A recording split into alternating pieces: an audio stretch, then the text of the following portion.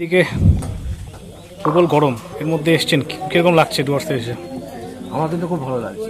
ডুয়ার্স আমার পুরনো স্মৃতি আছে, এর আগেও অনেকবার এসেছি, সেটা কিছুটা ঝালিয়ে নেওয়ার জন্য, আবার কিছুটা অনেক কিছু দেখা হয়নি সেই সব জায়গা কভার করার জন্য।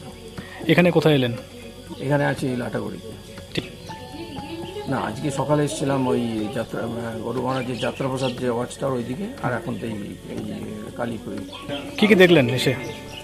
সকালে দেখেছি ভালো, আমরা পেয়েছি লেপার্ড, একদম গোল বাইসন, বার্কিং ডিয়ার, ধনেশ পাখি, কিছু অদ্ভুত রকমের প্রজাপতি। ঠিক এই মুহূর্তে এখন তো মেদলা রয়েছেন, এখানে কি কি দেখলেন? এখানে আমরা দেখলাম এক ঝাঁক হরিণ, প্রচুর ময়ূর, আর সবচেয়ে বড় কথা অনেকগুলো গন্ডার এবং বাইসন। ভিড় তো রয়েছে, কিছুদিন একটু কম ছিল, তো আজ কালকের মধ্যে একটু আছে টুরিস্ট। তো আশা করি পূজার কিছুদিন পর তো বন্ধই হয়ে যাচ্ছে, দেখা যাক পূজা যখন খুলবে 16 সেপ্টেম্বরের পরে আশা করি একটু ভিড় বাড়বে।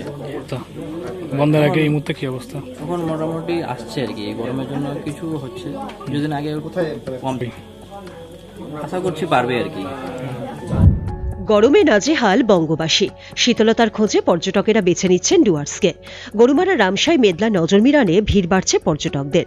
মেদলায় বেড়াতে এসে পর্যটকদের মন কাটছে সল্ট পিটে বাইসন, গন্ডার, হরিণের পাশাপাশি বাড়তি পাওনা হিসেবে দেখা মিলছে ময়ূরের নাচও, যা দীর্ঘ সময় ধরে উপভোগ করছেন পর্যটকেরা।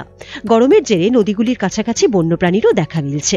দক্ষিণবঙ্গ থেকে আসা পর্যটকেরা বলেন, গরমে ঘরে থাকা মুশকিল, তাই জঙ্গলের নিরিবিলি প্রাকৃতিক পরিবেশকেই বেছে নিয়ে খুব আনন্দে কাটছে দিনগুলি।